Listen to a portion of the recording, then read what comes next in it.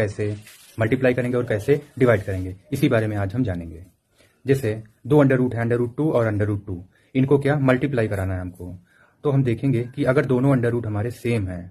एक ही जैसे हैं, जैसे कि under root 2 multiply under root 2, तो इस केस में क्या होता है कि इनके जब हम मल्टीप्लाई करवाते हैं तो इसका मल्टीप्लिकेशन सिर्फ 2 आता है, यानी कि अंडर रूट 2 और अंडर रूट 2 जो तुम्हारा है ये मल्टीप्लाई करने के बाद ये सिर्फ 2 रह जाएगा, ठीक है। और अगर दोनों अंडर रूट डिफरेंट है, जैसे कि under root 2 multiply under root 3 है, तो इस केस में क्या होता है कि ये मल्टीप्लाई के अंदर इसको हम ऐसे लिख देते हैं 2 मल्टीप्लाई 3, इसको हम ऐसे लिखते हैं 2 अंडर रूट 2 मल्टीप्लाई 3, तो ये हमारा आ जाएगा अंडर रूट 6।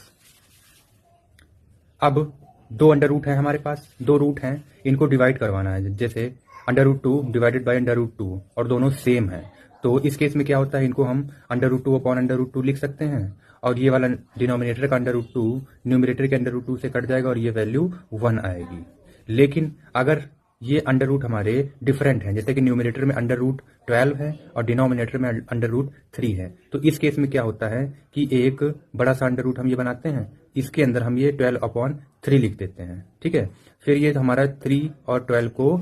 कट कर देते हैं, टर्मिनेट करते हैं। देखें 3 1 3, 3 4 12, तो ये कितना आ गया, अंडर रूट 4 आ गया, और इसकी वैल्यू क्या हो जाएगी, 2 हो जाएगी। अब चलिए आगे देखते हैं कि जैसे कि दो रूट हैं, इनको सब्ट्रैक्ट करना है, तो हम इस केस में क्या करेंगे, under root 2 minus under root 2 है और दोनों यानी कि दोनों रूट हमारे सेम है, तो इस केस में क्या होगा, अंडर रूट 2 से अंडर रूट 2 कैंसिल हो जाएगा, क्योंकि ये प्लस का है ये माइनस का है, और ये वैल्यू हमें 0 दे देगा,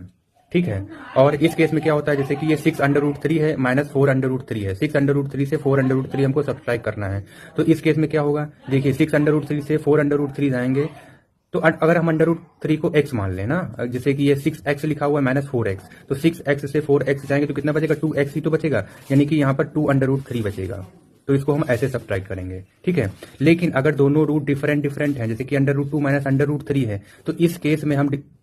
में हम सब्ट्रैक्ट नहीं कर सकते, तो इसका वैल्यू जो हमारा रहेगा वो under root 2 minus under root 3 ही रहेगा, ठीक है। चलिए अब ये देखते हैं कि रूट को ऐड कैसे करते हैं। जैसे कि under root 2 plus under root 2 लिखा हुआ है, दोनों रूट हमारे सेम हैं, एक ही जैसे हैं, तो इसको हम 2 अंडर रूट 2 लिख देंगे, है ना, 2 अंडर रूट 2। इसी तरह से ये 6 अंडर रूट 3 है प्लस 4 अंडर रूट 3 है, तो क्या होगा, 6 और 4 हमारा 10 हो जाएगा, तो ये हमारा हो जाएगा 10 अंडर रूट 3, ठीक है। लेकिन अगर दोनों रूट हमारे डिफरेंट हैं, तो इस केस में भी हम इनको ऐड नहीं कर सकते, तो इसका आंसर हमारा under root 2 plus under root 3 ही रहेगा, यानी कि